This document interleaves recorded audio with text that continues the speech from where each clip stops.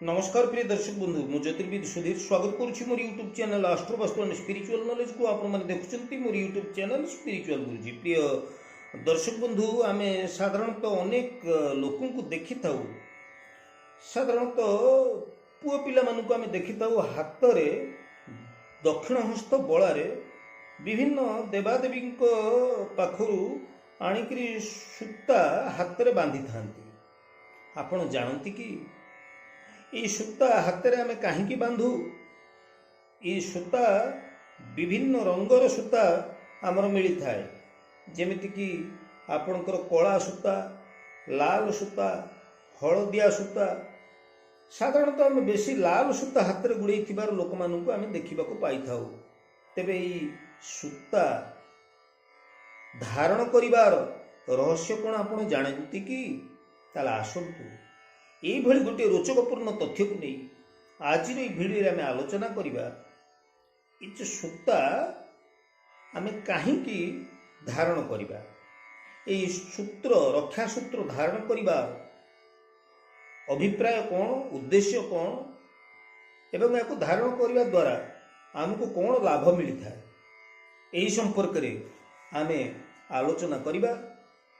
देखंतु प्रिय दर्शक बंधु, किछि लोक हाथ में सूता बांधि थांती, किछि लोक बेकर सूता लगे थांती, आउ किछि लोक अंटारे मध्य सूता बांधि थांती।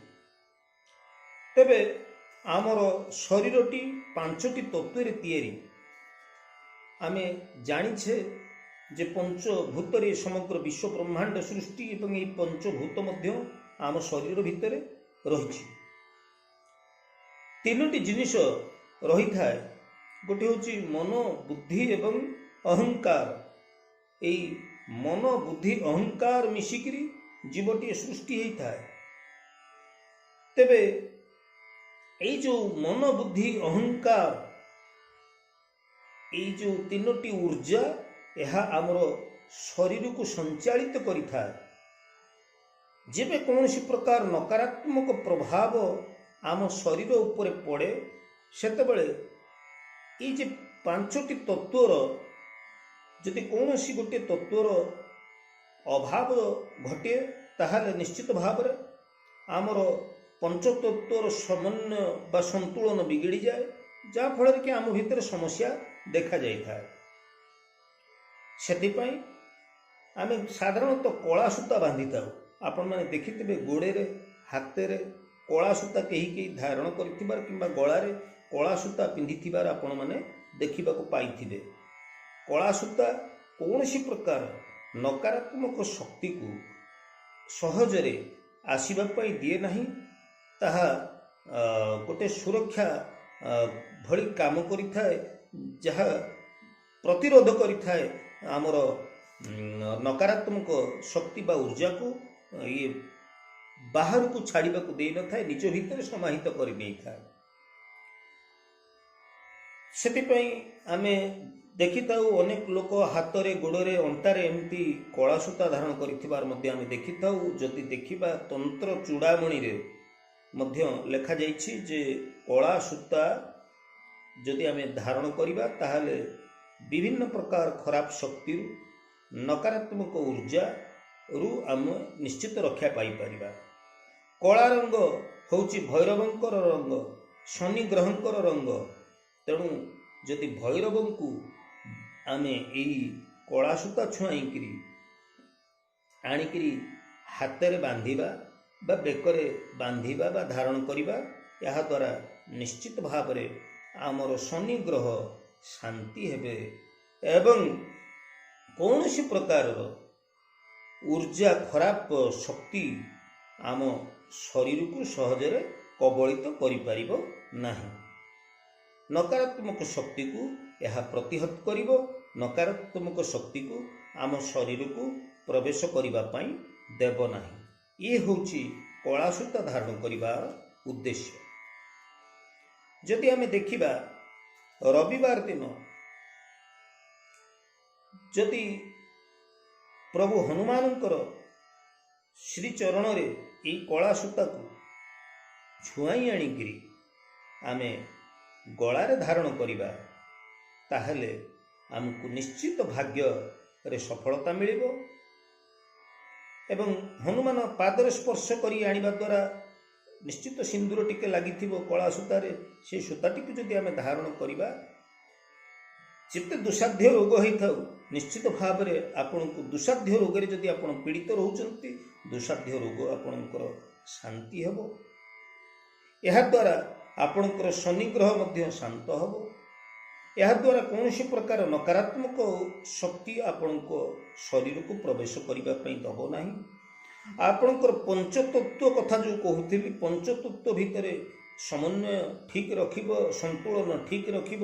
ତେଣୁ ଆପଣଙ୍କର ଯେଉଁ ଊର୍ଜା ରହିଛି ଶରୀରର, এই ଊର୍ଜା ଆପଣଙ୍କର ନିଶ୍ଚିତ ଭାବରେ ସକାରାତ୍ମକ ଊର୍ଜା ହେଇ ରହିବ। ଆପଣଙ୍କ ଉପରେ ନଜର ଲାଗିବ ନାହିଁ।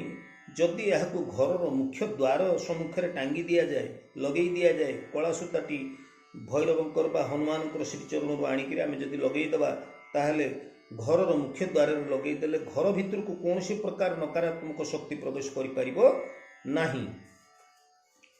ଦେଖନ୍ତୁ ପ୍ରିୟ ଦର୍ଶକ ବନ୍ଧୁ, ଆମର ଯେତେବେଳେ ଛୋଟ ପିଲାଟିଏ ଜନ୍ମ ହୁଏ, ଆମର ସାଧାରଣତଃ ମା ମାନେ ପିଲାର ଅଣ୍ଟାରେ କଳା ସୂତାଟିଏ ନିଶ୍ଚିତ ବାନ୍ଧିଥାନ୍ତି। କଳା କଜଳ ବା କଳାର ଟିପାଟିଏ ମୁଣ୍ଡରେ ନିଶ୍ଚିତ ଲଗେଇ ଦେଇଥାନ୍ତି। କାହିଁକି ନା କୌଣସି ପ୍ରକାରର ନଜର ଦୋଷ ବା କୌଣସି ପ୍ରକାର ଉପରି ବାଧାରୁ ରକ୍ଷା ପାଇବା ପାଇଁ ଏଭଳି କରାଯାଇଥାଏ। ତେବେ ଯଦି କୌଣସି ପ୍ରକାର ନକାରାତ୍ମକ ଶକ୍ତି କୌଣସି ପ୍ରକାର ଉପଦ୍ରବ କରୁଛି, ତାହେଲେ ଏପରି କ୍ଷେତ୍ରରେ ଆମେ ହାତରେ, ଗଳାରେ କିମ୍ବା ଅଣ୍ଟାରେ ଆମେ ଲାଲ ରଙ୍ଗର ସୂତା ଯଦି ଧାରଣ କରିବା, ତାହେଲେ ନିଶ୍ଚିତ ଆମର ମଙ୍ଗଳ ଗ୍ରହ ଶାନ୍ତି ରହିବେ। ଯେଉଁମାନଙ୍କର ମାଙ୍ଗଳିକ ଦୋଷ ରହିଛି ଜନ୍ମ ଜାତକରେ, ଯେଉଁମାନଙ୍କର ମଙ୍ଗଳ ଗ୍ରହ ଖରାପ ରହିଛି, ସେମାନେ ନିଶ୍ଚିତ ଭୈରବଙ୍କୁ ବା ପ୍ରଭୁ ହନୁମାନଙ୍କୁ ଆପଣ ମଧ୍ୟ ଛୁଆଁଇକି ଆଣିପାରିବେ।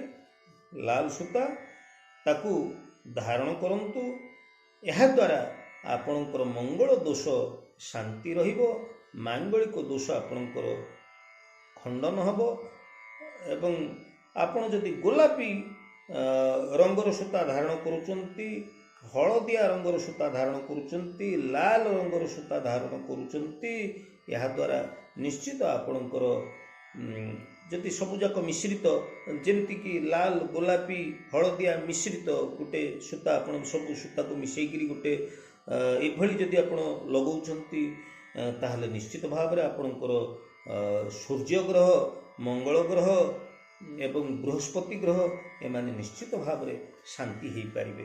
ତେବେ ଏଠି ଗୋଟେ କଥା, ଯଦି ବୃହସ୍ପତି ଗ୍ରହକୁ ଆପଣ ଅନୁକୂଳ ଅବସ୍ଥାକୁ ଆଣିବାକୁ ପାଇଁ ଚାହୁଁଛନ୍ତି, ସମାଜରେ ମାନ, ସମ୍ମାନ, ଖ୍ୟାତି, ପ୍ରତିଷ୍ଠା ବୃଦ୍ଧି କରିବା ପାଇଁ ଚାହୁଁଛନ୍ତି, ତାହେଲେ ଆପଣ ଜୀବନରେ ଆପଣଙ୍କର ସୁଖ ସୁବିଧା ପାଇବା ପାଇଁ ଚାହୁଁଛନ୍ତି, ଉତ୍ତମ ସ୍ୱାସ୍ଥ୍ୟ ଚାହୁଁଛନ୍ତି, ବିବାହ କ୍ଷେତ୍ରରେ ଆପଣଙ୍କର ବିଳମ୍ବ ହେଉଛି ବା ବୈବାହିକ ଜୀବନରେ ଆପଣଙ୍କର ଯଦି ଅଶାନ୍ତି ଆସୁଛି, ଆତ୍ମବିଶ୍ୱାସର ଅଭାବ ଆସୁଛି, ଆପଣଙ୍କ ଭିତରେ ଏକାଗ୍ରତାର ଅଭାବ ଆସୁଛି, ତାହେଲେ ଆପଣଙ୍କର ପୈତୃକ ସମ୍ପତ୍ତି ଉପରେ ଯଦି ବାଦ ବିବାଦ ଲାଗି ରହୁଛି, ତାହେଲେ ଏସବୁ କ୍ଷେତ୍ରରେ ଚାକିରି ବା କର୍ମବୃତ୍ତି କ୍ଷେତ୍ରରେ ଯଦି ଆପଣ ଠିକ୍ ଭାବରେ ସଫଳତା ପାଇପାରୁନାହାନ୍ତି, ତାହେଲେ ଏସବୁ କ୍ଷେତ୍ରରେ ଆପଣ ଶୁକ୍ଳ ପକ୍ଷ ଗୁରୁବାର ଦିନ ହଳଦିଆ ସୂତାକୁ 7 ପରସ୍ତ କରି, ଆପଣଙ୍କ ଉଚ୍ଚତାର ଗୋଟେ ହଳଦିଆ ସୂତାକୁ 7 ପରସ୍ତ କରି ବା 7 ଭାଙ୍ଗ କରିକିରି ଆପଣ ତାକୁ ଗୋଟେ ଓସ୍ତ ପତ୍ର ଓ ଅଶ୍ୱସ୍ଥ ପତ୍ର, ତାକୁ ଆମେ ଓସ୍ତ ପତ୍ର ବୋଲି କହୁଛୁ, ଅଶ୍ୱସ୍ଥ ପତ୍ର ଉପରେ ଆପଣ ତାକୁ ରଖିକିରି ଭଗବାନ ବିଷ୍ଣୁଙ୍କୁ ଆପଣ ସ୍ମରଣ କରି, ମନର କଥା କହି, ଚଳନ୍ତା ଜଳ ସ୍ରୋତରେ ଆପଣ ତାକୁ ଭସେଇ ଦିଅନ୍ତୁ। ନିଶ୍ଚିତ ଭାବରେ ଆପଣଙ୍କୁ ବୃହସ୍ପତି ଗ୍ରହ ଅନୁକୂଳ ଅବସ୍ଥାକୁ ଆସିବେ। ଏବଂ ଏଇଭଳି ଯଦି ଆପଣ କ୍ରମାଗତ ଭାବରେ 5 ଗୁରୁବାର ଆପଣ କରନ୍ତି, ଏହାଦ୍ୱାରା ନିଶ୍ଚିତ ଆପଣ ଶୁଭତାକୁ, ଏଇସବୁ କ୍ଷେତ୍ରରେ ଶୁଭତାକୁ ଅନୁଭବ କରିପାରିବେ। ତା ଛଡ଼ା ଆପଣ ଯଦି ହଳଦିଆ ସୂତାଟିକୁ ଧାରଣ କରନ୍ତି, भगवान विष्णु को आप छुआई आणिकी लक्ष्मी नारायण को छुआई आणिकी आपड़ जदि हलदिया सूतार 7टी गंठी दियंती ओम नमो भगवते वासुदेवाय यही आपड़ 7टी मंत्र कही आपड़ 7टी गंठी देकी जदि से सूत्रटी के आप हलदिया सूत्रटी के आप धारण करती या द्वारा बृहस्पति महाग्रह आपणकर अनुकूल अवस्था रे तेणु निश्चित भाव आपण यह द्वारा लाभान्वित हो पारे। आउ हाँ प्रिय दर्शक बंधु जमती मुझे टीका आगुरी कहूली आपणकर औषस्थ पत्र रे घसई दबार कथा हलदिया सूता को आपण लगातार क्रमागत भाव में 64 दिन करें ना तो आपण 5 गुरुवार यही उपाय करें।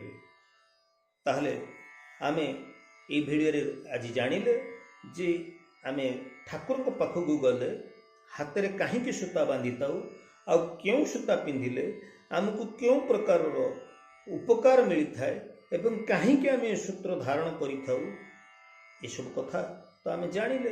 तेरे सूत्र धारण करिया बेले गोटे मंत्र मध्य रही आपणकर पुरोहित माने जो माने अछंती ब्राह्मण माने अछंती से माने जानती रक्षा सूत्र मंत्र कहीकि हाथ में से बांधि दे थांती रक्षाकरण मंत्रटी कहीकि आपण सूत्रटी हाथ में धारण करंतु निश्चित आपणकर ग्रह शांत हम कला सूता आपण धारण कले शनि शांति हम लाल रंगर सूता धारण कले आपणकर मंगल रवि एसबू ग्रह गुड़िक शांति हेबे।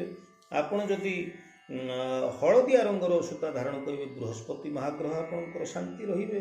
तेणु यही सूत्र गुड़िक आप रक्षा सूत्र गुड़िक धारण करें या द्वारा निश्चित आपन को उपकार मिल यही हूँ सूता धारण करिवार रहस्य। प्रिय दर्शक बंधु आज उपस्थापनाटी आपको केमती लगे निश्चित भाव में आपणकर सुचिंतित मतामत अपेक्षा रोचे ज्योतिर्विद सूर्य पुणी आम आगामी अध्याय देखा से पर्यंत जय जगन्नाथ।